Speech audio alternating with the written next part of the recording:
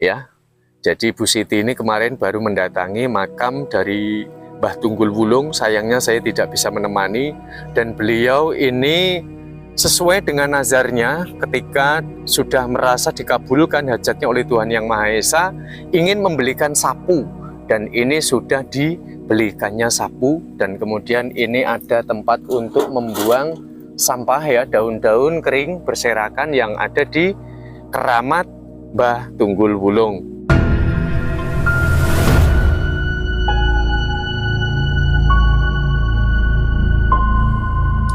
Nah, kemudian dari Bapak Waijan, ini beliau ini hidupnya tadinya sangat susah sekali.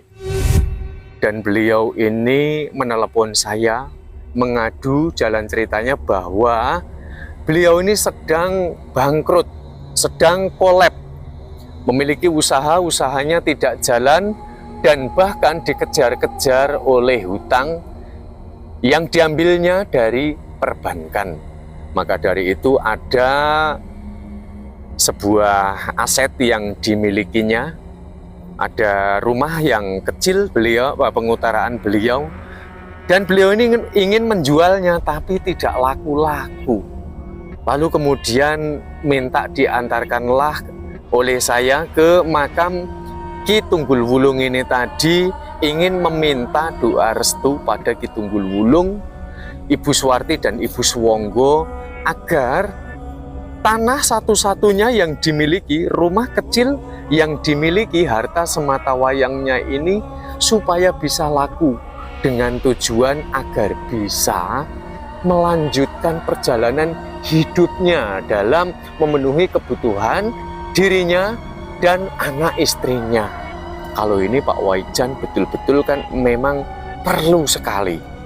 Jadi ada sumber wacana, jika kita ingin dikabulkan oleh Tuhan, boleh kita berikhtiar ngalap berkah kemanapun, akan tetapi juga kita harus bisa mengkoreksi dari sebuah hajat kita, apakah ini melebihi dari takaran atau memang benar-benar kita membutuhkannya.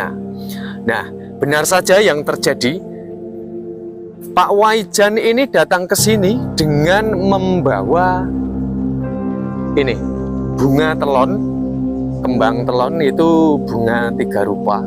Lalu kemudian 4 butir telur ayam kampung yang mentah ya, ditaruh di keramat Mbah Tunggul Wulung dan Ibu Swonggo ini 2. Lalu ditaruh di makam keramat Ibu Suwarti sana itu 2, karena saya melihatnya sendiri. Lalu kemudian dia membakar dupa. Terus lalu kemudian bunganya ini ya dibuka seperti ini, dan beliau dibukakan oleh Bapak juru kuncinya almarhum Mbah Parmin ya.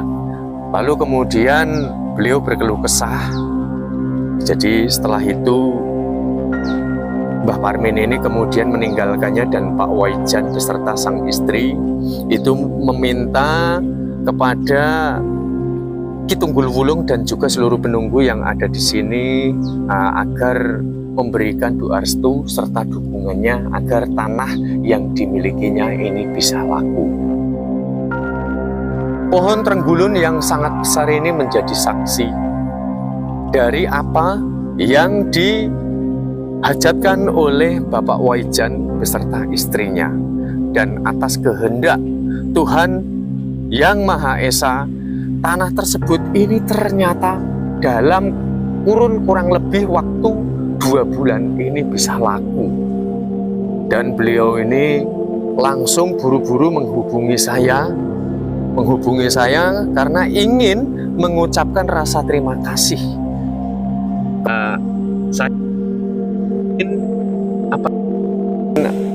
nazar yang diucapkan di sini, beliau ini ingin dilaksanakan.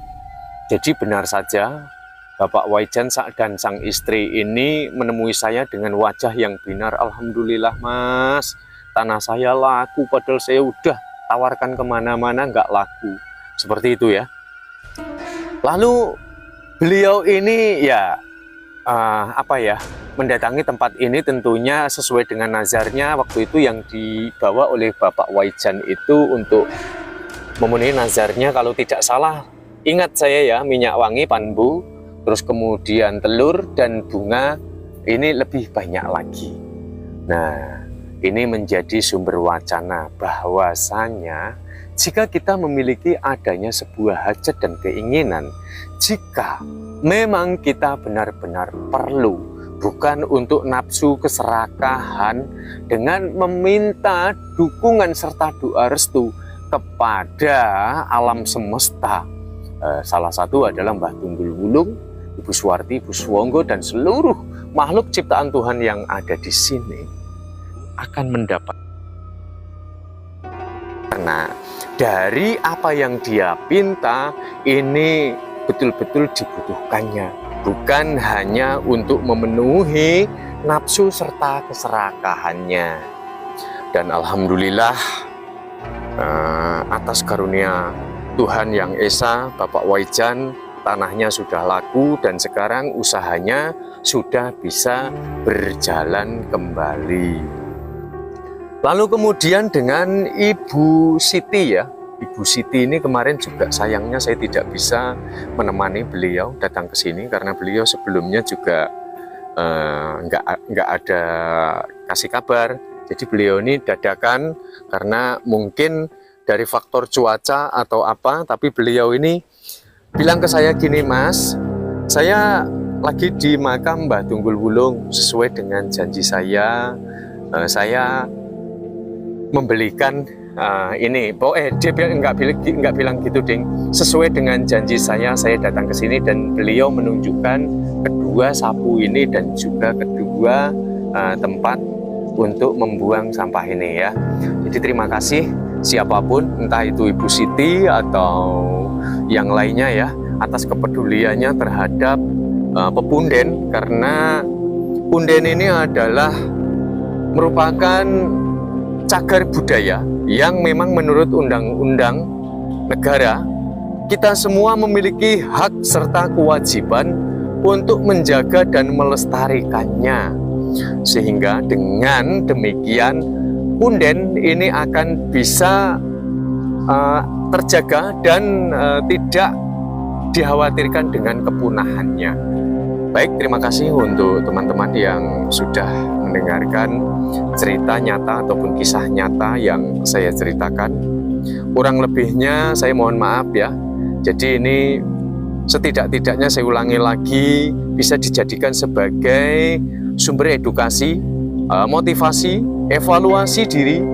Dan jika kita memiliki adanya sebuah keinginan, maka kita harus menggunakan nalar kita. Apakah keinginan kita jika kita sampaikan sudah sepantasnya ya, sudah pantas didengarkan oleh alam semesta, sudah pantas di dalam sebuah kesadaran kita, maka kita harus pertanyakan itu.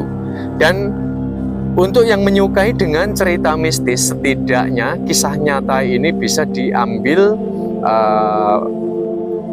sebagai hiburan saja semata. Tapi saya yakin untuk orang-orang yang masih dibekali kesadaran, orang-orang yang masih dibekali dengan nalar sehatnya, saya yakin sekali apa yang saya uraikan ini akan bisa ya menjadikan sumber evaluasi. Baik, kita jumpa pada video bermanfaat selanjutnya seputaran tentang hal-hal nyata ataupun cerita nyata yang saya ketahui. Matur suwun.